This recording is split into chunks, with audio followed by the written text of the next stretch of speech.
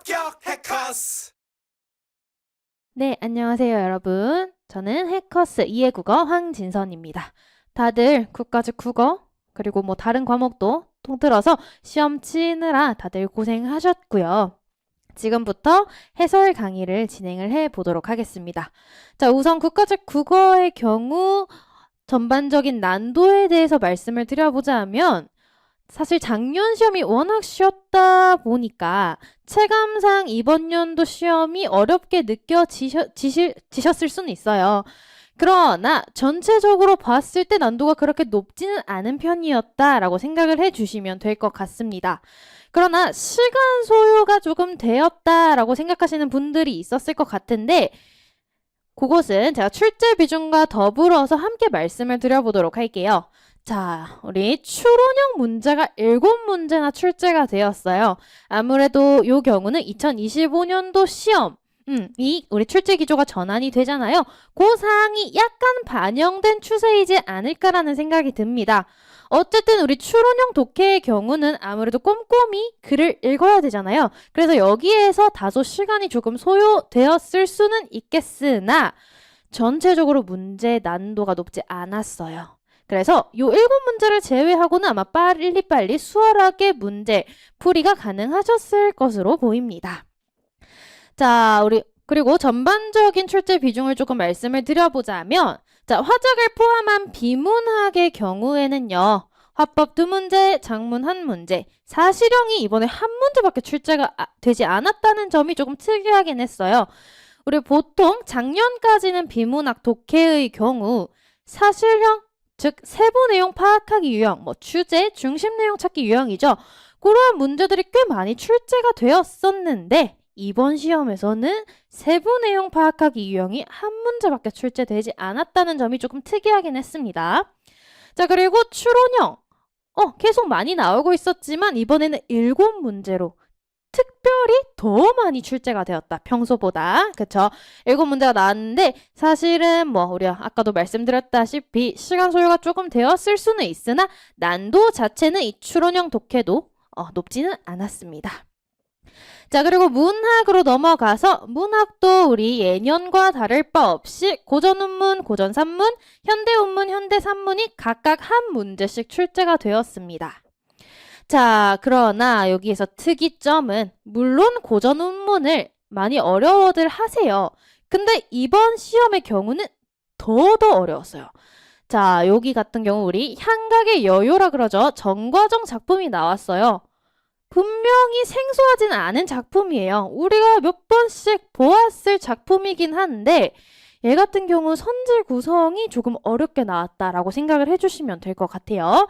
그래서 아마 15번 문제예요. 고전운문 요 문제에서 많은 분들이 난항을 겪었을 것 같다라고 생각이 들더라고요. 그래서 고난도 문제가 고전운문에 속해 있었다라고 보시면 되고요. 나머지 고전산문, 현대운문, 현대산문의 경우에는 난도가 크게 높지는 않았다. 그렇게 볼 수 있고요. 자, 그리고 이번에 어법이 3문제가 출제가 되었어요. 사실 작년 시험의 경우 어법이 1문제 혹은 2문제씩 출제가 되다 보니 어법 3문제가 꽤 많은 출제 비중이었다라고 생각이 드실 수 있을 것 같아요. 하지만 어법 3문제 우리 공부만 했다면 크게 어렵지는 않은 문제들로 구성이 되어 있었습니다. 그래서 얘도 평이했다. 그 정도로 정리하고 넘어갈 수 있을 것 같고요. 자, 어휘의 경우 한자 어휘가 2문제가 출제가 되었어요. 우리 작년처럼 한자 성어가 출제가 되지 않았다는 점이 조금 특이했고요. 자, 많은 분들이 어휘 역시 어려움을 느끼시죠? 그래서 우리 암기형 어휘, 한자 어휘였던 1문제의 경우는 조금 난도가 있는 편이었고요. 나머지 한자 어휘 1문제는 사실 문맥상 파악할 수 있는 문제였습니다. 걔 같은 경우는 평이했어요. 제가 그래서 어법 어휘 다 난도 그렇게 높지 않았어요 라고 해도 역시 많은 수험생분들이 어려움을 느끼셨던, 즉 정답률이 높지 않았던 문제는 어법과 어휘에 속해 있다 라고 생각을 해주시면 될 것 같습니다. 자, 그리고 전체적인 출제 비중 정리해보면 항상 예년과 다름없어요. 비문학이 가장 많은 비중을 차지하고 그 외의 것들 비슷하게 나왔습니다. 자, 그렇다면 우리 1번부터 해설 진행해 보도록 할게요. 자, 1번 문제.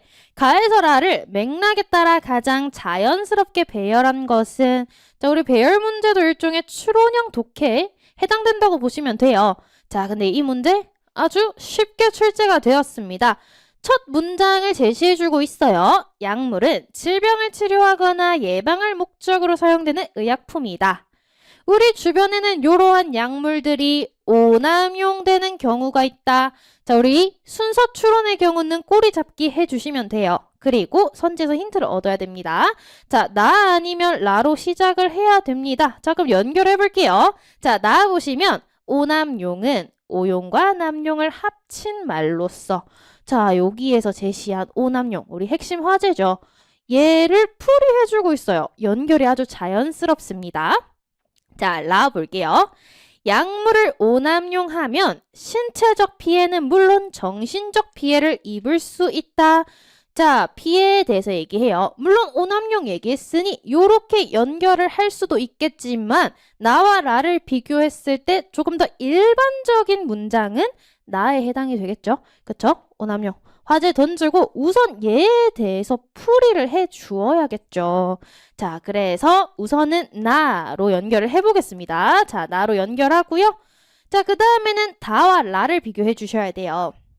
자, 아까 라는 우리 피해라고 하는 얘기 나왔고요. 피해를 입을 수 있다. 자, 다 보시면 그러므로 약물 사용할 때 의사나 약사랑 상의해라. 이건 어때요?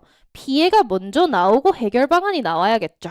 그러면 우리는 피해로 라로 연결하고요. 그 다음에 이런 피해 입을 수 있는데 가보시면 그러한 피해는 점점 더 커지게 된다. 내성이 생기면. 그래서 다 그러니 해결 방법 이렇게 가시면 되겠죠. 그래서 날아가다 2번이 정답입니다. 자, 얘는 아주 쉬운 문제였고요. 자, 넘어가서 2번 문제 볼게요. 다음 대화를 분석한 내용으로 가장 적절한 것은 나와요. 그래서 갑을 병이 대화를 나누고 있습니다.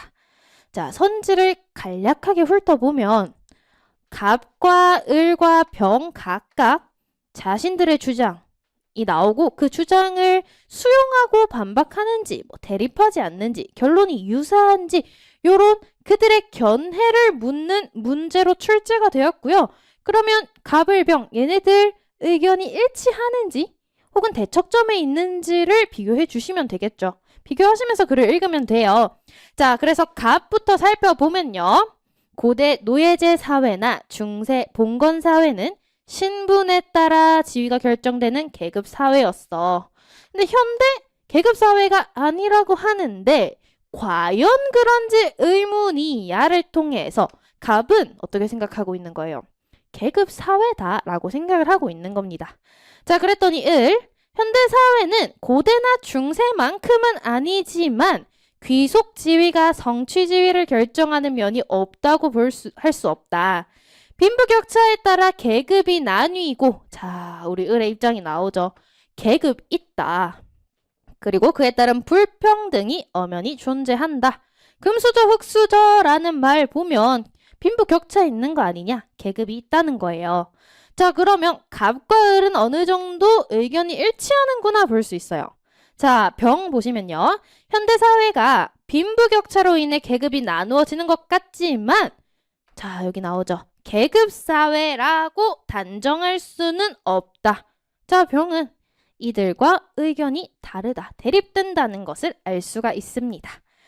자, 계급사회라고 하면 계급 체계 자체를 규정할 수 있어야 되는데 문화, 생활 방식 전체를 특정한 계급 논리로는 설명할 수가 없대요.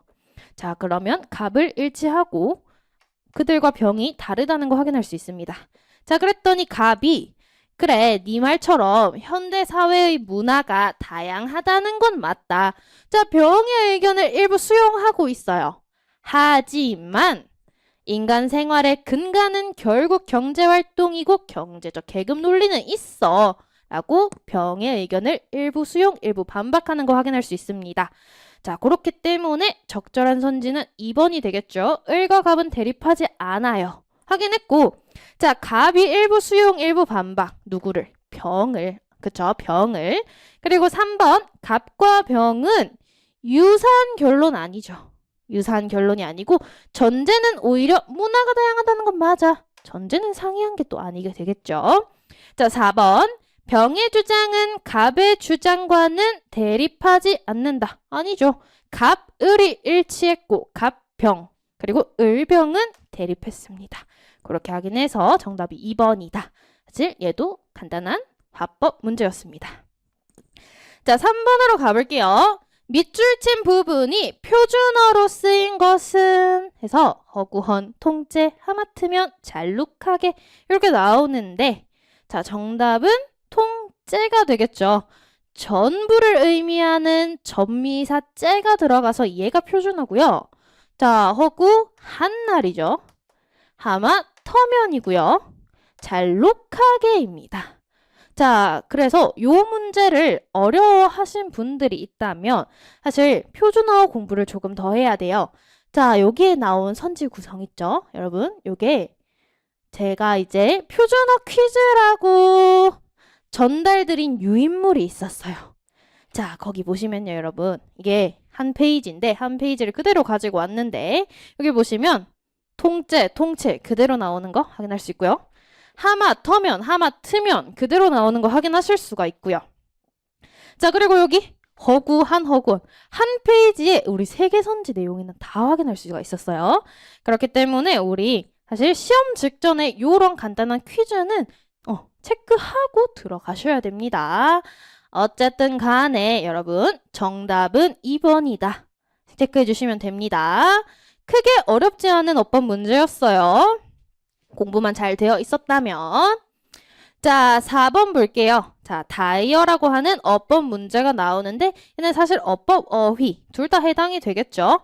알다의 뜻풀이 중 일부이다. 기억에서 리을의 예로 적절하지 않은 것이 무엇이냐예요. 자, 그래서 여기 지금 선지 보시면 알다라고 하는 표현이 쭉 나오는 거 확인하실 수 있는데 얘 같은 경우 문맥상 비교해 보시면 되는 문제였어요. 어렵지 않은 문제였는데 자, 하나씩 체크해 볼게요. 기억, 어떤 일을 할 능력이나 소양이 있다. 자, 1번. 그 외교관은 무려 7개 국어. 자, 7개 국어를 할 줄 안대요. 어때요? 능력이 있는 거죠. 능력이 있다. 들어갈 수 있습니다. 자, 니은 다른 사람과 사귐이 있거나 인연이 있다라는 의미인지. 자, 2번 이 두 사람은 서로 알다. 어때요? 두 사람, 다른 사람과 사귐이 있는 거죠. 그렇게 비교해 보시면 돼요. 자, 디귿 어떤 일에 대하여 관여, 관심 가지다. 자, 3번 그 사람이 무엇을 하든 내가 관여할 바가 아니다. 이렇게 연결이 되겠죠. 자, 그럼 정답은 나왔는데 자, 리을 볼게요. 어떤 일을 어떻게 할지 스스로 정하거나 판단한대요. 어떤 일에 대해 스스로 정하거나 판단한다는 건데 4번 보시면 나는 그 팀이 이번 경기에서 질 줄 알았다. 경기를 스스로 정하거나 판단할 수 없잖아요. 그쵸? 그래서 정답은 4번이고요. 자, 사실 요 문장에서 알다의 뜻은요. 요렇죠. 어떠한 사실에 대하여 그러하다고 믿거나 생각하다. 그쵸? 나는 이번 경기에서 질 것이라고 믿거나 생각했다. 요렇게 연결이 되겠죠. 자, 그렇다면 요 리을에 해당하는 예시도 우리 간단히 살펴보자면 스스로 정하거나 판단한다 잖아요. 네 일은 네가 스스로 정하거나 판단해라. 요렇게 들어가야겠죠. 그래서 정답은 4번입니다. 자, 얘도 뭐 간단한 문제였어요. 자, 5번으로 가보겠습니다. 진행자의 말하기 방식에 대한 설명으로 적절하지 않은 것은 자, 아는 것이고요. 우리는 진행자의 말하기에 집중을 하면 돼요. 자, 우선 적절하지 않은 것 부정발문으로 나왔네. 선지 체크 간단히 해볼게요.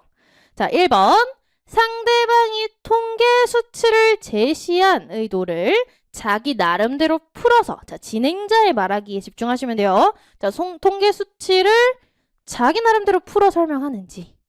2번, 상대방 견해 요약해서 내가 이해한 게 맞나요? 확인하는지. 3번, 상대방의 주장에 대한 의견, 다른 의견이라는 거죠. 소개하고 그 의견에 대한 자신의 의견, 우리 여기 강 교수님의 의견을 요청하는지 볼 거고요. 4번, 상대방이 설명한 내용에 관한 자신의 경험을 예시로 드는지를 찾아볼 건데요.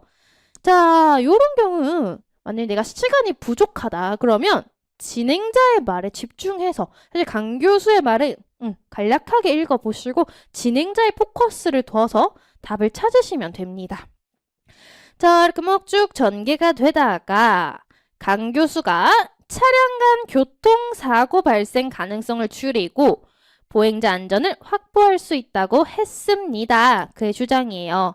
그랬더니 진행자, 그런데 일각에서는 그런 효과를 미미하다.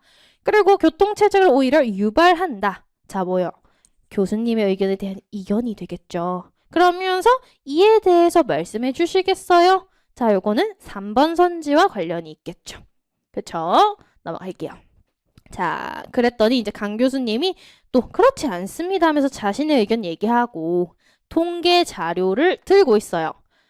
그랬더니 진행자, 그러니까 속도를 10km 낮출 때 2분 정도 늦어지는 것이라면 충분히 감수할 만한 시간이라는 말씀이군요. 어때요?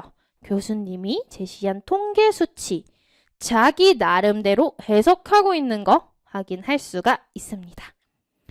자, 그랬더니 교수님이 맞다 그러고요. 진행자, 교통사고 줄이고 안전 확보할 수 있다는 점, 교통체증 유발 미미하다는 점, 오염물질 배출이 감소할 것이라는 점에서 2번, 제한속도 조정 정책은 훌륭한 정책이라는 것이군요. 강 교수님의 말을 정리하면서 맞습니까? 내가 말하는 것 맞아요? 확인하고 있죠.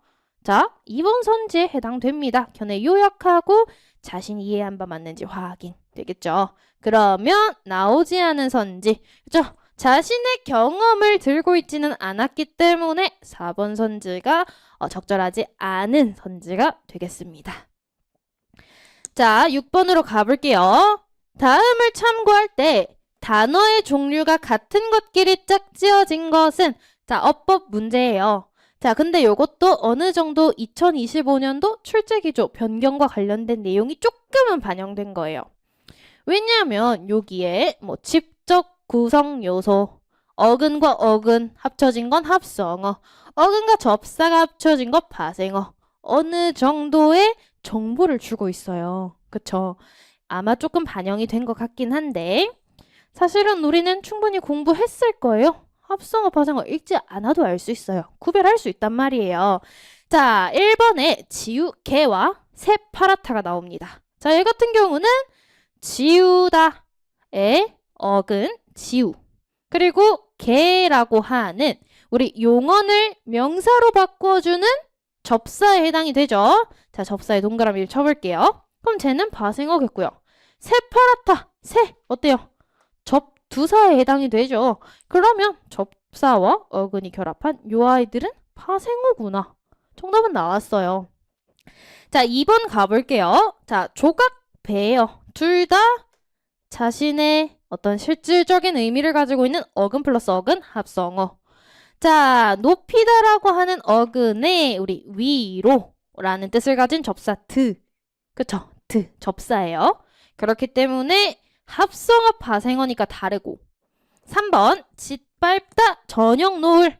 자, 우리 짓, 뭐요? 마구의 뜻을 가지고 있는 접사에 해당하죠. 파생어고, 저녁 노을. 둘 다 어근어근이죠. 합성어. 자, 4번. 풋, 사과. 우리 풋은 너무 명확히도 접두사인 거 다들 아실 거예요. 그쵸? 돌아가다. 어때요? 돌다, 가다. 거기에 연결어미죠. 그쵸? 어근과 어근이 결합한 합성어입니다. 그래서 사실 이거는 아주 간단한 어법 문제였어요. 기본적인 내용을 담고 있는 어법. 그래서 정답 1번 체크하고 넘어가도록 할게요. 자, 7번 문제 같은 경우는 우리 박용래의 울타리박이라고 하는 현대 운문 문제였어요. 그죠? 현대 운문 문제였고요. 이 시가 나는 생소할지라도 우리는 선지 내용만 찾으면 돼요. 어렵게 생각하실 필요 없습니다. 자, 그러면 선지에서 핵심 체크하고 걔네를 시에서 찾아보는 거예요.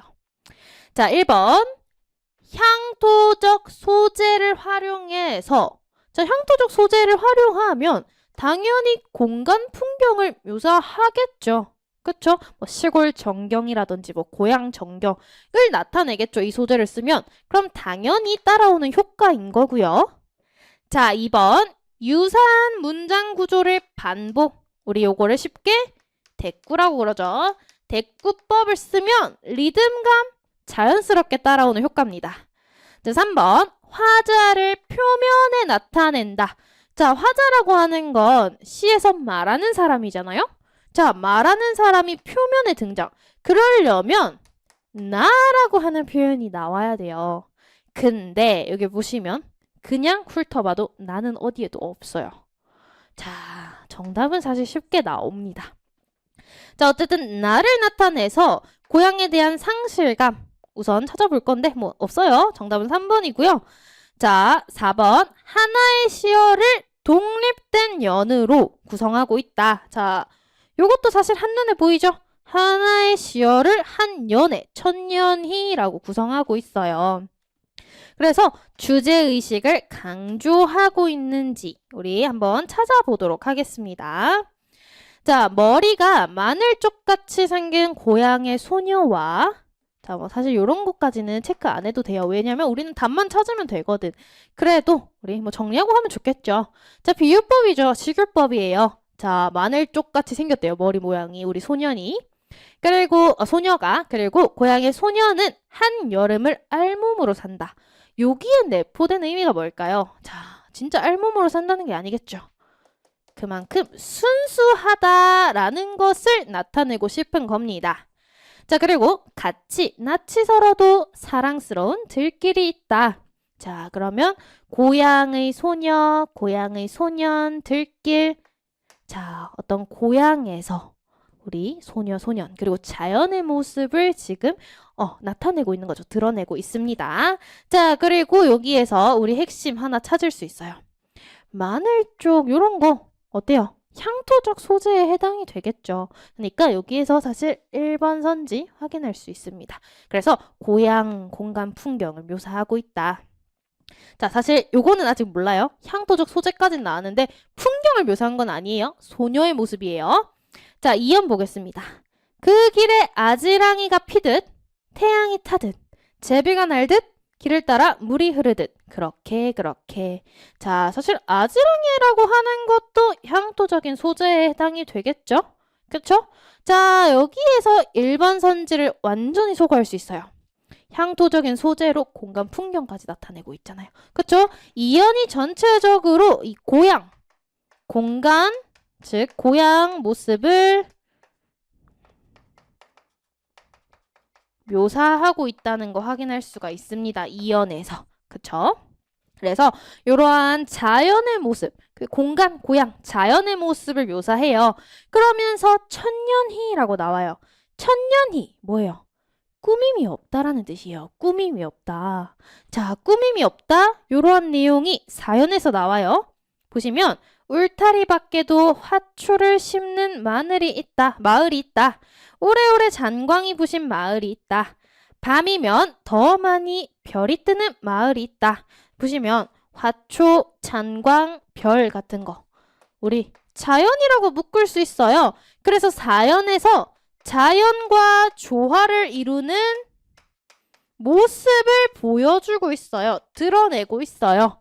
자, 이러한 사연의 내용을 어때요? 천년이 꾸밈이 없는 자연을 나타내는 천년희라는 단어로 주제를 부각하고 있는 거 확인할 수가 있습니다. 그래서 여기서 4번 오케이 까지 가능합니다. 자, 그리고 우리 대꾸법도 찾으셨어야 되는데 대꾸법은 사실 1년에 있었죠. 뭐 같이 뭐한 뭐와 뭐 같이 뭐한 뭐와 여기서 유사한 동사구조 반복되는 대꾸법 확인할 수 있어요. 그리고 여기도 뭐뭐 하듯, 뭐뭐 하듯, 뭐뭐 하듯 유사한 동사구조 반복이죠. 여기에서도 대꾸법까지 확인할 수 있었습니다. 정답은 3번이에요. 아까도 말씀드렸다시피 나가 표면에 드러나지 않고요. 고향에 대한 상실감도 아니죠. 자연과 조화를 이루는 고향의 전경에 대해서 노래하고 있는 시였다. 이렇게 보시면 되겠습니다. 자, 넘어가서 8번 문제 볼게요. 다음 글에서 추론한 내용으로 가장 적절한 것은 자, 우리 추론의 경우 추론 유형이죠. 자, 추론형 독해는요. 여러분들이 많이 하는 왜 선지부터 확인해서 걔네들 찾으면 소거하는 방식을 적용해서는 안 됩니다. 얘 같은 경우 추론형 독해는 무조건 주어진 지문 꼼꼼히 읽고요. 걔를 토대로 선지 체크를 하셔야 됩니다. 왜냐하면 추론이잖아요. 뭐예요? 여기 지문에 나오지 않은 내용을 추론해라 이건 거잖아요. 그렇기 때문에 선지에 있는 내용만 확인하고 걔네를 소거하는 방식은 적용이 될 수 없습니다. 자, 그러면 읽어보면 돼요. 지문 길이 자체가 길지 않았어요. 자, 진화 개념에 대해 흔히 오해되는 측면이 있다. 자, 잘못 생각하고 있는 내용 첫째, 둘째에서 두 가지가 나오더죠. 자, 첫째, 인간의 행동은 철저하게 유전적으로 결정되어 있다는 생각 잘못됐다는 거죠. 유전이 아니라는 거예요. 자, 그런데 진화 이론이 유전자 결정론을 주장하는 건 아니라고 하잖아요. 자, 그쵸? 주장에 대한 근거예요. 인간의 행동은 유전적인 적응 성향과 이러한 적응 성향을 발달시키고 활성화되게 하는 환경으로부터 입력이 상호작용. 그래, 유전과 적응이 상호작용한 것이야. 이렇게 보시면 되겠죠. 자, 이 문단. 현재 인간의 마음이나 행동 체계는 오랜 진화 과정에 의한 최적의 적응 방식이라는 생각? 뭐요? 잘못되었다는 거죠. 인간의 마음이나 행동 최적의 적응 방식? 아니야. 그것이 항상 맞는 건 아니래요. 가령 구석기 시대의 적응 방식을 오늘날 인간이 지니고 있어 생기는 문제점이 있다. 그러니까 진화에 의한 최적이 아니라는 거죠. 문제점이 있다. 원시시대에 사용하던 인지적 전략 등이 현재 그대로 남아있기 때문에 문제가 생길 수 있다. 같은 말을 조금 구체화한 것뿐이에요. 우리가 복잡한 상황에 적응하는 데는 원시시대의 적응 방식이 부적절한 경우가 있을 수 있다. 즉, 그렇기 때문에 오랜 진화 과정에 의한 최적의 적응 방식이 아니다의 근거까지 제시한 겁니다. 이것을 토대로 적절한 선지를 찾을 건데요. 자, 1번. 인간의 행동은 환경, 마음은 유전. 아니죠. 유전과 마음이 상호작용한다고 했어요. 2번. 우리에게 주어진 상황의 복잡한 정도가 클수록 최적화? 지문을 통해서 알 수 없었어요. 3번. 같은 조상을 둔 후손이라도 환경에서 얻은 정보가 다르면 행동은 다를 수 있다. 왜? 유전 영향만 받는 게 아니잖아요. 유전과 적응 상호작용한다 했어요. 적응, 후천적인 게 영향을 주면 다른 결과를 낼 수 있다. 추론할 수 있는 거겠죠. 3번이고요. 유전보다 과거 환경이 우선적으로 결정. 알 수 없어요. 지문을 토대로. 그래서 3번 내용을 추론할 수가 있습니다. 자, 9번 가볼게요. 가에서 다에 들어갈 한자어로 가장 적절한 것. 자, 얘 같은 경우는 조금 어려우셨을 수 있어요. 자, 얘 같은 경우는 우리가 한자 도금도 해야 되고 도금한 한자어의 뜻도 알아야 되고 그리고 요 문맥상 또 적절한 내용인지를 비교해야 돼서 꽤 어려운 한자어휘 문제이긴 했습니다. 자, 그래도 우리가 만일 지방직을 준비하시는 분들이라면 이것도 같이 정리를 하고 가야겠죠? 자, 우리 1번 보시면요. 1번 가에 나온 한자 어휘는요. 정답은 1번인데 자, 쟤는 도외 시로 해석이 도금이 되겠죠? 법도도의 바깥 외에 볼시예요. 그니까 안중에도 두지 않는다 라는 뜻이 되겠죠. 바깥만 보는 거예요.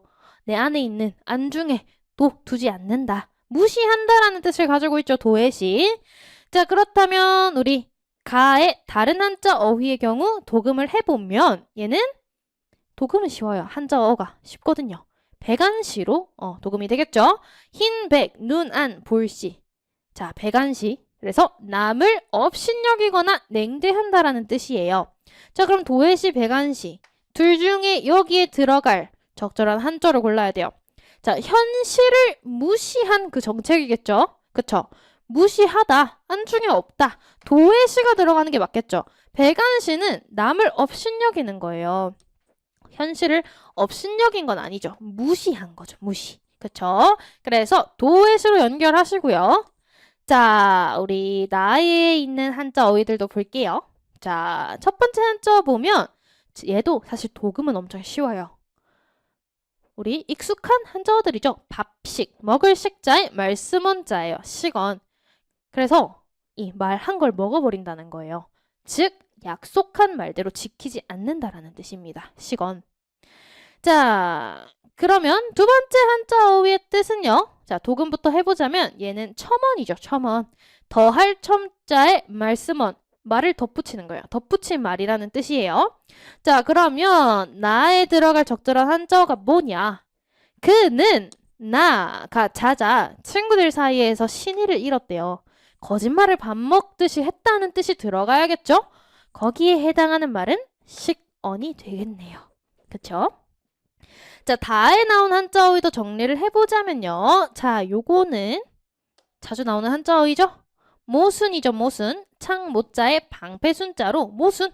앞뒤가 맞지 않는다는 거죠. 창과 방패. 그쵸? 앞뒤가 맞지 않아요. 자, 두 번째 어휘의 경우는 복안이죠. 복안. 배복자에 책상 안자예요. 사실은 여러분들 요거 도금하기는 엄청 쉬웠을 것 같아요. 한자 어휘들 한자 하나하나는 사실 어렵지 않은 한자어였거든요. 자, 우선 복안의 뜻은요. 마음속, 배복자잖아요. 마음속 안에 간직해요. 드러내지 않아요. 드러내지 않은 생각을 나타내는데 자, 이 소설은 당대의 구조적 뭐를 비판했다. 구조적 모순을 비판한 거겠죠. 그쵸? 모순을 비판했다. 그래서 요 아이의 정답은 1번입니다. 자, 그래서 우리 6월에 있을 지방직 데뷔하시는 분들 물론 얘가 똑같이 나오진 않을지라도 여기에 나온 한자 어휘의 뜻 있죠? 뜻. 그리고 사실 더할 첨자는 모르시는 분들이 많았을 수도 있어요. 요런 어휘들 다 잘 좀 체크해 주시기를 바랍니다. 자, 넘어갈게요. 10번. 자, 이번에도 추론형 독해예요. 자, 추론형 독해로 적절하지 않은 선지를 골라라. 자, 꼼꼼히 읽으면 돼요. 얘 같은 경우는 아마 쉽게 글이 읽혔을 것 같습니다. 쉬운 내용으로 구성된 지문이었고요. 자, 보시면 오늘날 인터넷과 디지털 미디어를 통해 온라인에서 비대면 접촉. 자, 온라인. 그쵸? 요런 것들 인터넷 미디어 온라인이죠. 비대면 접촉에 의한 상호 관계가 확장되고 있어요. 자, 오프라인이나 대면이라는 용어는 물리적 실체감이 있는 아날로그적 접촉. 자, 그럼 지금 제가 밑줄 친 애들과 요 아이들은 대조되는 의미를 가지고 있겠죠. 오프라인, 대면, 아날로그. 자, 그런데 우리는 온라인과 오프라인을 함께 경험할 수 있고 이러한 이분법적인 용어로 분리되지 않는 활동들도 많다. 예를 들어 만나서 대화하는 중에 문자 주고받는다. 그러면 어때요? 대면과 비대면이 합쳐진 거죠. 동시에 할 수 있다는 거예요. 자, 한편 오프라인 대면보다 온라인 비대면에서 만난 사람들과 더 끈끈한 유대감을 느끼기도 한다. 자, 온라인에서 유대감을 느끼기도 한대요. 자, 서로 관계를 형성하고 유지할 때 아날로그, 디지털 동시에 활용 가능하다. 이처럼 오늘날과 같은 초연결 사회에서 우리는 비대면, 대면, 온라인, 오프라인 이분법 분리되지 않는다. 1문단에서도 나온 내용이고요. 상호작용 양식들이 겹치거나 교차하는 현상들을 이해하고자 할 때 이러한 두 개를 명확하게 분리하는 이분법적인 범주는 한계를 지닌다. 그러니까 분리해서는 안 된다는 거겠죠. 자, 요것을 토대로 추론해 볼게요. 적절하지 않은 거. 1번. 이분법적 시각으로는 상호작용 양식이 교차하는 양상을 이해하기 어렵다죠. 그러니까 분리하지 마라. 이거였고요. 2번 비대면 온라인으로 유대관계 형성할 수 있다고 그랬죠. 오히려 그쵸. 오히려 대면 오프라인보다 더 끈끈할 수 있다고 이 문단 첫 문장에 나왔어요. 너무 쉽게 2번 선지 고르셨을 것 같고요. 3번 온라인, 오프라인 온전히 분리된 거 아니다. 나와 있었죠. 4번 오늘날에는 대면 중에도 디지털 상호관계 예시로 나왔잖아요. 만나서 문자한다. 그걸 토대로 4번까지 확인할 수 있습니다. 자, 11번 볼게요. 다음 글을 이해한 내용으로 가장 적절한 것은 자, 요거 같은 경우는 보시면 장화홍련전이라고 하는 고전소설이죠. 고전산문이고요.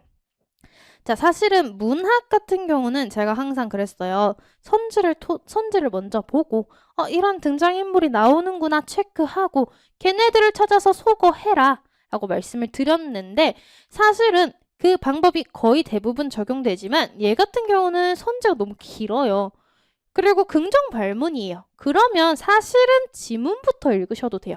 이런 경우에는 지문부터 읽는 게 더 효과적일 수 있다. 생각해 주시면 되겠습니다. 자, 그래서 아마 선지부터 읽으신 분들은 아실 거예요.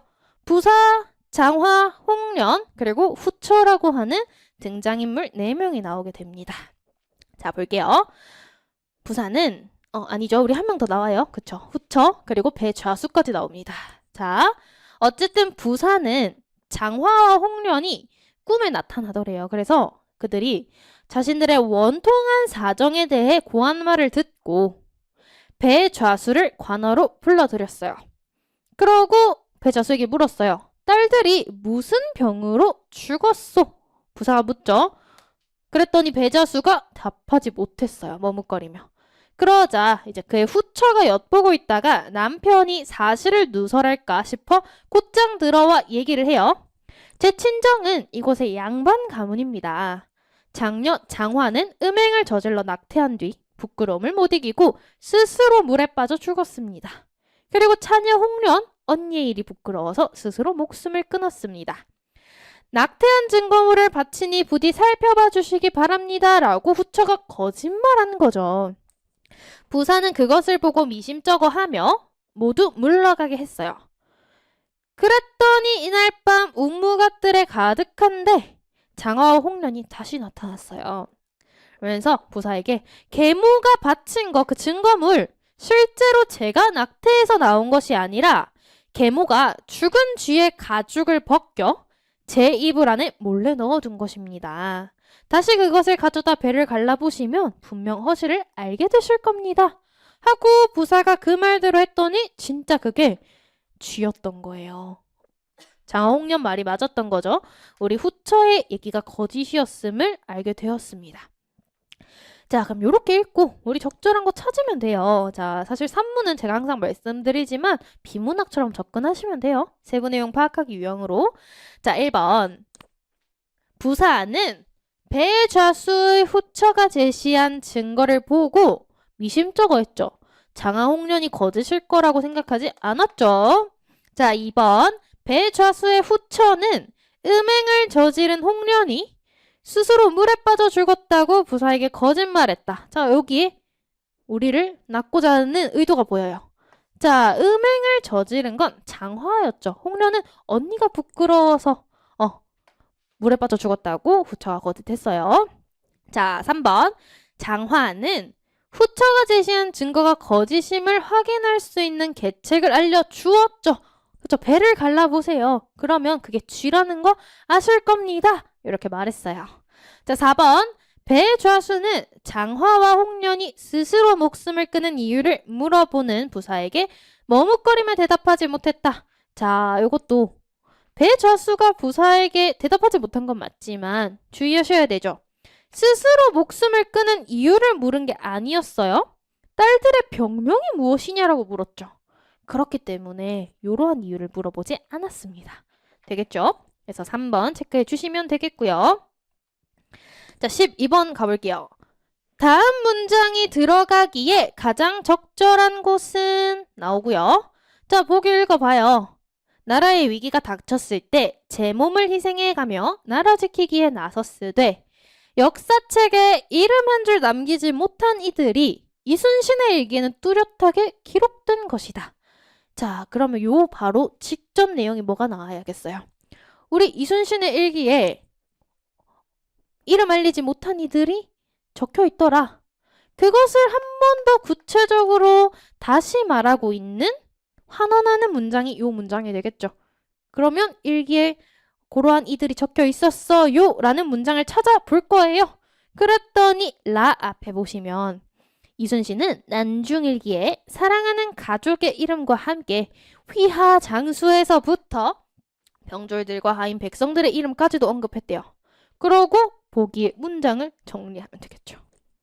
그렇기 때문에 정리하는 요 문장은 라 4번 선지로 골라주시면 되겠습니다. 자, 13번. 다음 글을 이해한 내용으로 가장 적절한 것은 자, 요거 같은 경우도 보시면 산문이죠. 소설가 구보씨 11이라고 하는 현대 산문이에요. 어쨌든 문학이네. 그러면 선지부터 볼까? 자, 선지를 봤더니 내용적인 측면을 묻고 있는 게 아니라 표현상의 특징을 묻고 있어요. 그쵸? 어떻게 이 소설이 전개되고 있는가, 전개 방식을 묻고 있기 때문에 우리는 내용적인 측면보단 이런 것들을 빠르게 눈으로 훑어서 찾아주시면 되는 거예요. 자, 벗들과의 추억을 시간 순으로 해석하는지, 서술자가 주변 거리를 재현하고 있는지, 연상작용에 의해, 연상작용이라는 건 A 생각했더니 A에 의해 떠오르는 B, B에 의해 떠오르는 C, 이런 걸 연상작용이라고 하겠죠. 이것으로 인해 인물의 생각이 연속되고 있는지, 4번 전보가 이동된 경로가 나오는지를 볼 건데, 자, 글을 보시면요. 우리 구보씨가 전보를 들었죠. 전보를 받았어요. 자, 이 전보를 손에 들고 감동하고 싶은 충동을 느꼈습니다. 자, 그래서 막 감격하고 있다가 문득 그 전보를 통해서 벗들이 떠올라요. 그래서 이제 벗을 쭉 얘기하다가 벗들에게 편지를 쓰고 있는 제 자신을 보았다. 그리고 막 계속 벗의 이름 썼다. 그리고 뭐 결말로는 결코 비속하지 않았다. 구보는 아직 생각하지 않았다. 계속 이 구보의 생각이 연상작용으로 인해서 이어져 나오는 거 확인할 수가 있습니다. 그래서 이 아이는 빠르게 3번을 체크하고 넘어가 주셨어야 돼요. 사실은 우리 벗들과의 추억 회상하는 거 확인할 수 없고요. 재현하는 거 확인할 수 없고요. 이동된 경로를 이동하고 있는 거 아니라는 거 확인하실 수가 있습니다. 자, 14번 살펴볼게요. 자, 얘 같은 경우도 한자 어휘 문제였는데 아까 말씀드렸다시피 얘는 완전한 한자 어휘 문제는 아니라고 볼 수 있겠죠. 그렇죠? 한자어를 제시해서 문맥상 뜻을 파악할 수 있냐, 유추할 수 있냐를 묻는 문제였고요. 자, 보시면 나는 하루 종일 거리를 배회하다. 그리고 우리가 너무 일상에서 잘 쓰는 어휘예요. 우리 배회하다, 돌아다니다라는 의미를 가지고 있죠. 얘 같은 경우 우리 한자 어휘 좀 체크를 해주시면요. 논일 배자에 논일 회자예요. 그래서 계속 논인다는 거예요. 목적 없이. 목적 없이 이리저리 돌아다니다, 배회하다. 어때요? 바꿔쓰기에 적절합니다. 자, 2번. 이 산의 광물자원은 무진장하였다. 자, 무진장. 자, 뜻 보시면요. 무진만 봐도 다 하지 않는다. 그쵸? 없을 무자에 다할 진의 감출장이에요. 다할 일이 없는 거예요. 그만큼 많이 있다는 뜻을 가지고 있습니다. 이 무진장, 아주 많다라는 뜻이에요. 자, 그렇기 때문에 얘를 여러 가지, 아니죠. 종류가 다양하다는 게 아니라 수량이 많다는 거죠. 그렇기 때문에 2번으로 우리 이렇게 바꿔 쓸 수는 없습니다. 2번이 정답이고요. 자, 경청하다. 귀 기울여 듣는다. 이거 누구나 아는 단어죠. 그쵸? 기울 경자의 들을 청으로 귀를 기울여 듣는다. 4번 명기하다. 자, 이것도 밝을 명자에 기록할 기자죠. 밝을, 분명하다라는 뜻도 가지고 있죠. 그래서 분명히 기록하다. 그쵸? 분명히 기록하다. 그래서 밝혀 적다. 그쵸? 한자어휘 그대로 해석했네요. 얘는 밝혀 적다. 분명히 적다. 적절하게 고쳐 쓴 것으로 우리가 볼 수가 있겠죠? 그래서 정답은 2번이다. 체크해 주시면 되겠고요. 자, 우리 이번 시험에 가장 고난도 문제로 볼 수 있는 우리 한각의 여요 작품이죠. 정과정이라고 하는 작품입니다. 정과정. 자, 얘 같은 경우 어쨌든 고전 운문이네. 여러분들 선지 체크하셨을 거예요. 자, 선지 보시면 1번 자연물을 통해 화자의 처지를 드러낸다. 이게 뭐예요? 감정이입이잖아요. 자, 어떤 자연물에 자신의 감정을 담고 있는지 확인을 해 볼 거예요. 자, 2번 천상의 존재를 통해 자신의 결백함을 나타낸다. 자, 천상의 존재면요. 뭐가 될 수 있겠어요? 뭐 달, 혹은 하늘, 뭐 구름 이런 거 다 될 수 있겠죠. 걔네한테 결백함을 나타내는지 볼 거고요. 3번 서리법. 서리법 나오면 정석 부각이죠. 서리법은 강조법이기 때문에 부각이 돼요. 자연스러운 효과. 4번 큰 숫자를 활용해서 임을 향한 그리움 강조. 자, 얘는 둘 다 찾으셔야 돼요. 효과 둘 다. 얘는 이것처럼 자연스럽게 따라오는 효과가 아니기 때문에 둘 다 찾으셔야 됩니다. 자, 그럼 우리 해석해 볼까요? 내 님을 그리자와 운이다니. 자, 내가 님이 그리워서 울고 있어요. 이 정도는 해석이 되겠죠? 자, 내가 울고 있어요. 그랬더니 저 멀리 산 접동새 난 이스타요이다. 자, 이스타요이다. 뭐예요? 비슷하다. 비슷하구나로 해석을 하셔야겠죠. 자, 요 접동새가 어떻대요? 나와 비슷하대요. 우리 접동새 한의 상징이에요. 자, 쟤도 울고 있네. 뭐예요? 내 감정과 동일한 거죠. 사실은 내 감정, 화자가 자신의 감정을 투영한 거예요. 감정이입의 대상이에요. 접동새 나와 비슷하다. 쟤랑 나랑 처지가 동일하다. 그렇죠? 감정이입입니다. 자, 아니시며 거칠으신 달 아으. 자, 여기 생략된 게 나에 대한 모함. 나에 대한 모함, 진실이 아니다. 그리고 거칠으신 달, 거짓입니다. 자, 나에 대한 모함, 진실이 아니고 거짓입니다. 잔월 효성이 아라시이다. 자, 잔월 효성, 잔월, 지는 달, 효성, 새벽별이죠. 자, 지는 달, 새벽별이 그럼 모함이 거짓이라는 거 알고 계실 겁니다. 자, 그럼 뭐예요? 천상적 존재잖아요. 달과 별. 천상적 존재는 나의 결백함을 알고 있을 거다. 그쵸? 그러면 2번이 확인이 되는 거예요. 자, 넋이라도 님은 한데 녀져라. 자, 넋이라도 님과 함께 녀다, 가다, 혹은 살다, 살고 싶습니다. 우리 화자의 소망이 드러나고요. 벽이시더니 뉘러시니까. 자, 벽이시더니 우기던 이 누구입니까? 이렇게 해석을 하실 수가 있어요. 자, 그러니까 나에 대한 모함을 우기던 사람 도대체 누구입니까? 자, 여러분 의문형이에요. 자, 근데 사실 우리 요 화자 자신에 대한 모함을 퍼뜨린 사람 알고 있어요. 답은 알고 있으면서 일부러 강조하기 위해 의문형을 쓴 거죠. 요런 게 서리법이 되는 거예요. 자, 그러면 서리법 나왔죠? 자, 감정이입도 확인했죠? 정답은 나왔어요. 4번이에요. 자, 과도, 허물도 천만 없소이다. 자, 여기서 큰 숫자 나오죠? 천만. 자, 나 잘못, 허물 전혀 없대요. 자, 이런 큰 숫자를 쓴 이유는 뭐예요? 자신의 결백함을 드러내기 위해서.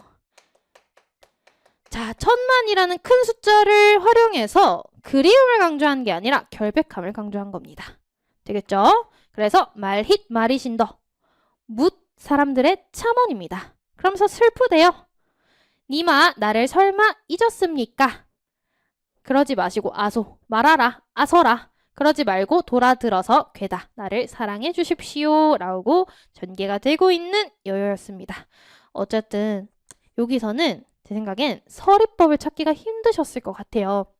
그쵸? 그냥 의문형 같은데 사실은 이 화자는 정답을 알고 있어요. 누가 나에 대해서 우겼는지 그런 모함을 알고 있기 때문에 서리법으로 보셔야 됩니다. 자, 그래서 큰 숫자는 맞지만 그리움 강조한 게 아니라는 거 꼭 연결해 주셔야 돼요. 문학에서는 이런 두 가지, 선지에 나온 두 가지 내용 다 찾으셔야 됩니다. 자, 16번. 자, 추론한 내용으로 적절하지 않은 것은? 자, 추론형 독해 또 나왔고요. 자, 이거는 아마 간단히 빠르게 읽으셨을 것 같아요. 자, 새의 몸에서 테스토스테론이 나와요. 얘는 구행이나 짝짓기와 밀접하게 관련되고요. 번식기가 아닌 시기에는 거의 분비되지 않는데 테스토스테론 수치 변화 양상은 새의 종류에 따라 다르다면서 새 종류 두 가지가 나오죠. 자, 우선 노래 참새 수컷 경우에는 짝짓기에 성공하여 수정이 이루어지는 시점을 전후하여 양이 달라져요. 특징이니까 정리하면서 읽으셔야 돼요. 자, 번식기가 되면 수컷은 영역 차지해야 돼서 싸우죠. 그렇기 때문에 이 번식기, 즉 수정이 이루어질 때까지는 계속 수치가 높아요. 그러다가 이제 이후 과정이죠. 수정이 이루어지면 새끼 돌볼 준비한다. 그럼 수치 떨어지고요. 새끼가 커서 둥지를 떠나면 영역 지킬 필요가 없기 때문에 수치가 조금 더 떨어지고 번식기가 아예 끝나면 거의 분비되지 않는다. 과정에 의해서 점점 수치가 낮아지는 거 확인할 수 있고요. 자, 반면 검정 기츠르 레기 수컷은 테스토스테론 수치가 올라갔다가 암컷이 수정한 이후부터 번식기가 끝날 때까지 떨어지지 않는데요. 자, 번식기까지는 떨어지지 않다, 변하지 않다가 이제 수컷은 자신의 둥지를 지키면서 암컷과 새끼를 돌보는 대신 다른 암컷과의 짝짓기를 위해 둥지를 떠나버린다. 자, 그러면 우리 검정 기찌르기 수컷은 번식기가 되면 올라갔다가 그 이후에 변하지 않는다까지 확인할 수 있습니다. 자, 그럼 추론으로 적절하지 않은 거. 1번 노래 참새 수컷은 이 문단에 나온 애들이죠. 번식기 동안 수치가 양육을 할 때보다 양육이 끝난 후에 어때요? 점점 떨어졌잖아요. 끝난 후에는 높게 나타나는 게 아니죠. 너무 정답 찾기는 쉬웠어요. 그쵸? 2번 번식기 동안 노래 참새 테스토스테론 수치는 전보다 후에 낮다. 그쵸? 후에 낮다는 거 알 수 있고 검정 기츠르레기 수컷 번식기가 끝날 때까지 변화하지 않는다. 4번 노래 참새 수컷과 검정 기츠르레기 수컷 모두 번식기가 아닐 때보다 높다. 알 수 있는 내용이었습니다. 되겠죠? 자, 17번 다음 글을 이해한 내용으로 가장 적절한 것은 요게 사실형 독해 한 문제 그거에 해당이 되었어요. 근데 얘도 사실은 여러분 긍정 발문이었어서 선지 먼저 보고 소거하기가 조금 힘들었을 거예요. 얘도 사실 추론형처럼 접근은 똑같았어요. 자, 그래서 보시면 다중지능 이론이 핵심 화제였어요.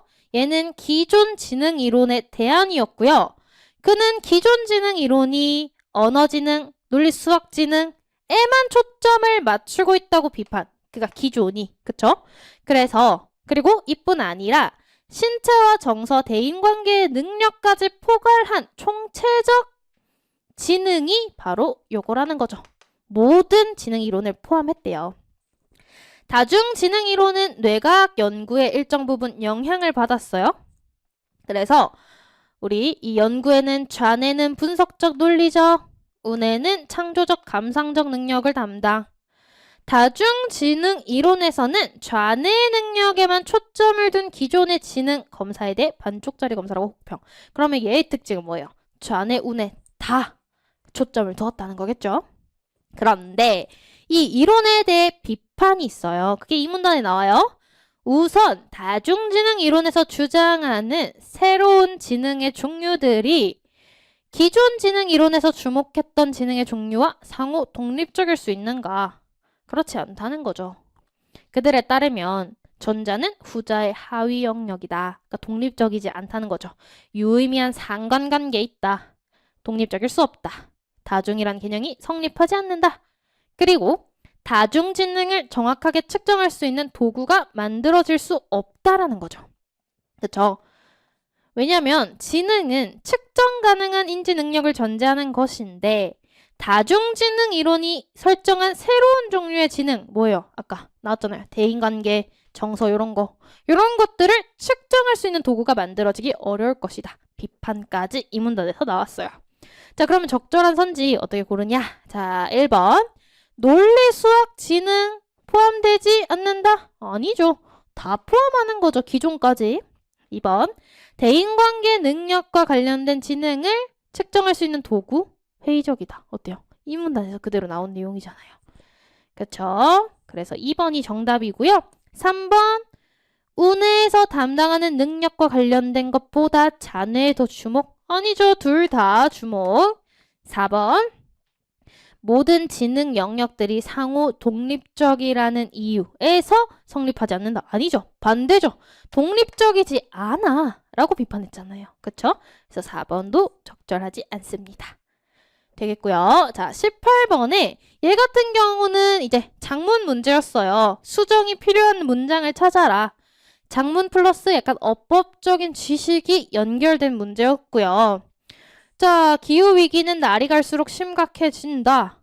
뭐 적절하고. 니은 우리의 삶을 지속적으로 위협하는 이러한 기상재해 앞에서. 괜찮아요. 자, 디귿 보시면 국가정책 수립과 국제협약을 체결하기 위해. 자, 어때요?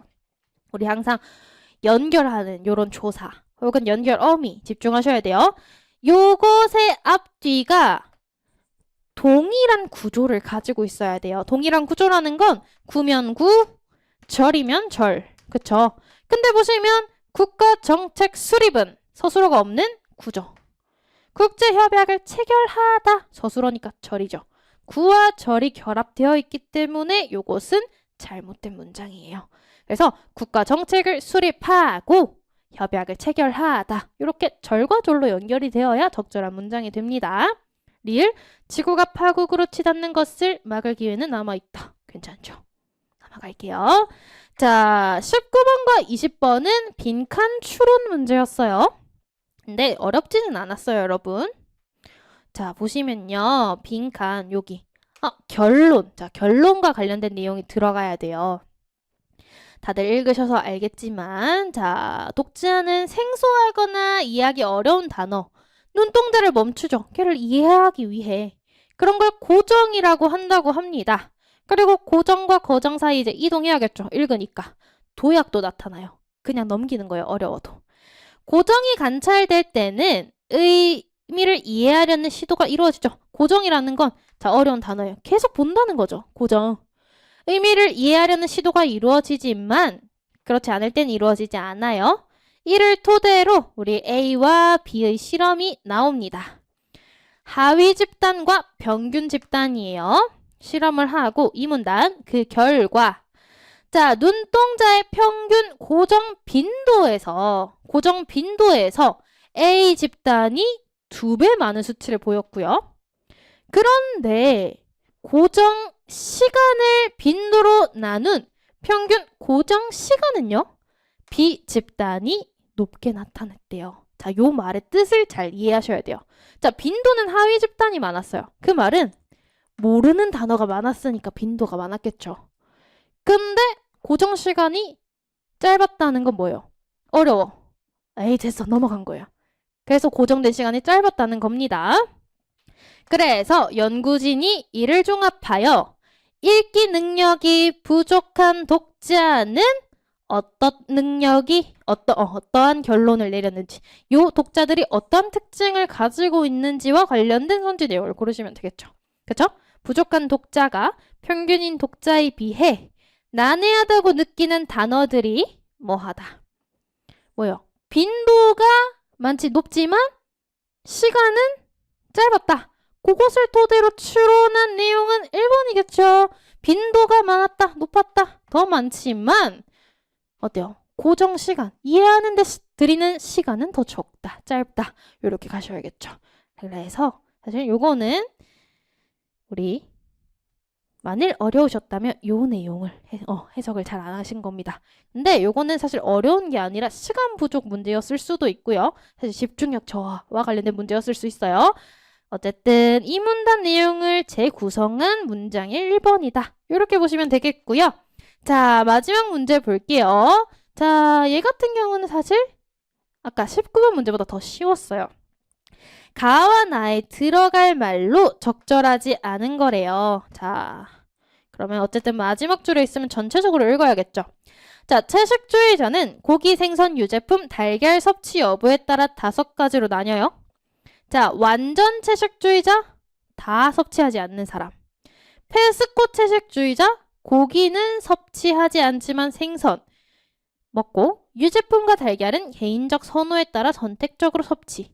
자, 그러면 지금 두 종류가 나왔죠, 채식주의자에. 그리고 나머지 3가지 채식주의자는 고기, 생선 모두 먹지 않되. 자, 나머지 고기 안 먹어, 생선 안 먹어요. 유제품과 달걀 중에서 어떤 것을 먹느냐의 여부로 결정이 된대요. 자, 이들의 명칭은 라틴어의 우유를 의미하는 락토와 달걀을 의미하는 오보를 사용해 정해졌는데, 예를 들어, 자, 우리는 여기에 집중을 하셨어야 돼요. 예를 들어, 완전히 큰 힌트를 줬거든요. 락토오보 채식주의자는 고기, 생선 먹지 않아야 돼요. 그쵸? 유제품과 달걀을 먹는데요. 자, 락토오보 다 있죠. 유제품, 달걀 먹는다. 이렇게 가는 거예요. 자, 그렇다면 락토 채식주의자는 어떻게 되겠어요? 락토, 우유는 먹고, 그쵸? 달걀은 먹지 않는. 오보 채식주의자는 오보, 달걀이었죠? 달걀 먹고 그 외에는 먹지 않는다로 가시면 되겠죠? 그 내용이 보시면요. 우리 가는 뭐 먹어야 돼요? 유제품은 먹지만이었죠. 락토니까. 유제품은 먹지만 그 외에는 먹지 않는다. 그리고 오보, 달걀이었잖아요. 달걀은 먹지만 그 외의 것은 먹지 않는다. 4번 성지가 적절합니다. 그래서 여기까지가 우리 해설 마무리였고요. 여러분들 오늘 시험 치시느라 정말 고생 많으셨고요. 오늘 하루, 아니죠? 우리 일주일 정도는 좀 여유를 가지고 푹 쉬는 날들이었으면 좋겠습니다. 그리고 지방직을 준비하시는 분들이라면 이 해설 강의를 토대로 내가 공부를 어느 정도 더 해야겠다. 어느 부분을 더 해야겠다. 그것을 조금 염두에 두시고 공부를 해주시면 좋겠습니다. 자, 다들 정말 고생 많으셨고요. 해설 강의는 여기서 마무리하겠습니다. 감사합니다.